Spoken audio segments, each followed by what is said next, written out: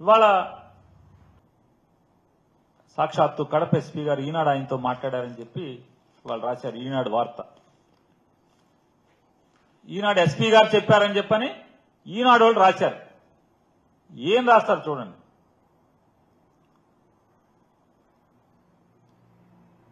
Watchman Ranganna, driver Narayana. ఇప్పుడు దాంట్లో ఆయన ఏం చెప్పాడు? వివేక హత్య కేసులో అభిషేక్ రెడ్డి, వాచ్మెన్ రంగన్న, డ్రైవర్ నారాయణ యాదవ్. నారాయణ యాదవ్ సాక్షి కాదనేమో వాళ్ళ ఇంట్లో వాళ్ళందరూ చెప్తున్నారు, రికార్డులు చెప్తున్నాయి. అలాగే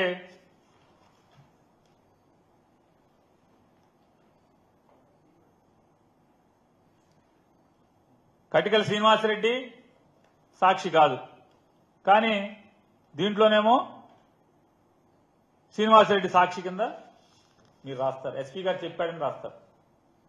శ్రీనివాసరెడ్డి అనే అతను సాక్షి అని ఎస్పీ గారు చెప్పాడని రాస్తారు.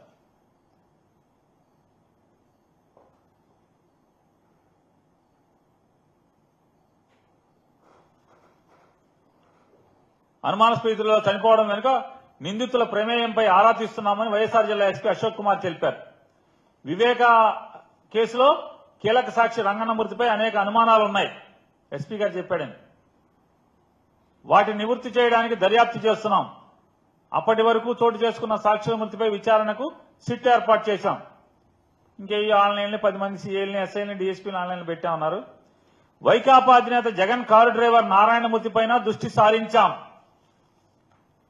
ఐపీఎస్ ఆఫీసరా?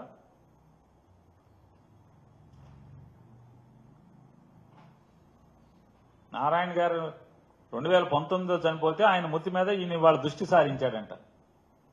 ఈనాడుకి చెప్తా అంట. ఈనాడు రాశారు. మరి ఎస్పీ గారు చెప్పాడు, నాకు తెలియదు. ఎస్పీ గారు చూసుకోండి, మీరు చెప్పారా లేదో.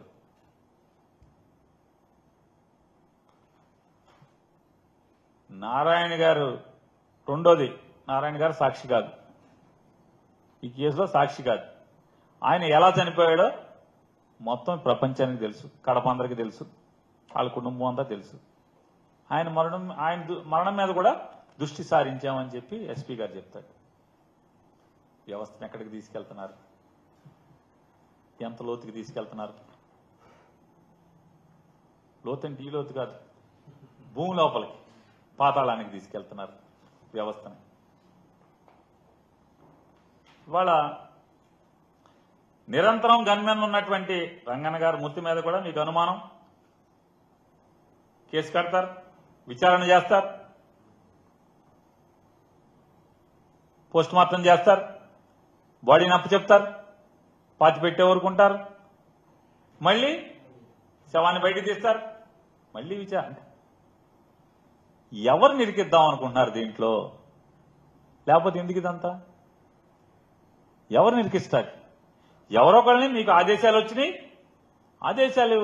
వచ్చినాయి కాబట్టి వాటిని అమలు చేయడం ఎవరినో ఒక నిరికిస్తా కోసం తప్పితే నాకైతే వేరేగా కనపట్ల.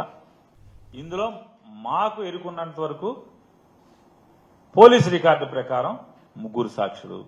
ఆ 3లో ఏ సాక్షి కూడా అవినాష్ రెడ్డి గారి పేరు కానీ వాళ్ళ తండ్రి గారి పేరు కానీ చెప్పలేదు. రెండోది, ఎవరైతే వాళ్ళు నిన్న మొన్న చనిపోయినటువంటి రంగన్న, వాచ్మెన్ రంగన్న గారు కూడా 164 ఇచ్చింది. దాంట్లో కూడా రంగన్న గారు జడ్జి దగ్గర నమోదు చేసినటువంటి సాక్ష్యంలో కూడా అవినాష్ రెడ్డి గారి పేరు కానీ భాస్కర్ రెడ్డి గారి పేరు కానీ లేదు. మరి ఏంటి ఇలా మరణించటం వల్ల?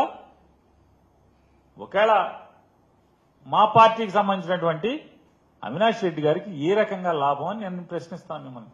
మీరు ఇవన్నీ కూడా రుద్దే ప్రయత్నం చేస్తున్నారు కదా, ఇదంతా బురదేసే ప్రయత్నం చేస్తున్నారు కదా ఈనాడు పేపర్ ద్వారా, అలాగే కేబినెట్ లో మీరు చర్చించడం ద్వారా. నేను చంద్రబాబు నాయుడు గారిని అలాగే ఈనాడు వాళ్ళని ప్రశ్నిస్తున్నాను.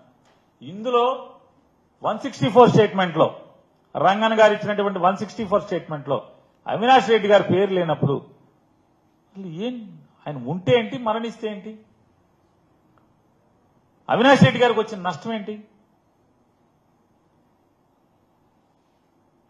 ఎవరికన్నా ఉంటే వేరే వాళ్ళ పేర్లు ఎవరు చెప్పారో వాళ్ళకు ఉండాల్సి వస్తుంది. ఇబ్బందులు ఉంటే మరణించడం వల్ల ఇంక ఇబ్బందే. అందులో మిగతా వాళ్ళు ఎవరో రంగన్ గారు పేర్లు చెప్పాడు కదా, రంగన్ గారు కొంతమంది పేర్లు చెప్పాడు కదా, వాళ్ళకి నష్టమే కదా. రేపు ఇంట్రాగేషన్ చేయకుండా ఇంట్రాగేషన్లో వేరేగా వాళ్ళకి ఏమైనా లబ్ధి చేకూరేదేమో, వాళ్ళు ఇంట్రాగేషన్లో వాళ్ళు ఏమైనా పట్టుకోగలిగేవారేమో వాళ్ళ పీడర్లు. అది లేకుండా నష్టపోయింది ఎవరిని ఉంటే అందులో ముద్దాయిలు నష్టపోతారు ఈ మరణం వల్ల, రంగన్ గారి మరణం వల్ల. అవినాష్ రెడ్డి గారికి రంగన్ గారికి కూడా ఏం సంబంధం లేదు. సంబంధం లేకుండా ఆ స్టేట్మెంట్ల పరంగా చూస్తే, సాక్షి పరంగా లేనప్పుడు ఈ బురద ఏంటి, విషయం ఏంటి, ఇవన్నీ డైవర్షన్ పాలిటిక్స్ తప్పితే. ఎప్పుడు నారాయణ గారు చనిపోయాడు? జగన్ గారు అంతరంగికుడు ఎప్పుడు చనిపోయింది? 2019లో ఆయన బ్రెయిన్కి సంబంధించినటువంటి వ్యాధితో మరణిస్తే ఇవాళ ఇవన్నీ అవాకులు చవాకులు పేలటం. ఇవాళ ఈ అవాకులు చవాకులు అంటే ఈ వ్యవస్థ, గన్మెన్లు ఉన్నటువంటి 24 గంటలు గన్మెన్ కాపలా ఉన్నటువంటి వ్యక్తి మరణిస్తేనే పోలీసు అధికారులకి, అంటే మా డీజీపీ గారికి కూడా అనుమానం అని చెప్పి రాస్తున్నారు కదా వీళ్ళు, వాళ్ళకి ముఖ్యమంత్రికి అనుమానం ఉంటే, అంటే మీ వ్యవస్థ, మీరు నడిపే వ్యవస్థ మీద మీకు ఏమాత్రం నమ్మకం ఉందనేది మీరు చెప్పకుండానే మీ నోటితో మాటలు మాట్లాడిన వల్ల తేటతెల్లమవుతుంది. అలాగే జగన్మోహన్ రెడ్డి గారు 2+2 ఇచ్చాడు రంగన్నకి. మళ్ళీ ఒకసారి అండర్లైన్ చేసుకోండి. జగన్మోహన్ రెడ్డి గారి ప్రభుత్వం 2+2 ఇచ్చింది. మీరు వచ్చి దాన్ని 1+1 చేశారు. కాబట్టి ఇటువంటి తప్పుడు వ్యాపారాలు, తప్పుడు మీటింగ్లు, తప్పుడు చర్చలు, విషం చిమ్మే కార్యక్రమాలని కట్టిపెట్టమని చెప్పని చంద్రబాబు నాయుడు గారికి హితవు చెప్తున్నాం.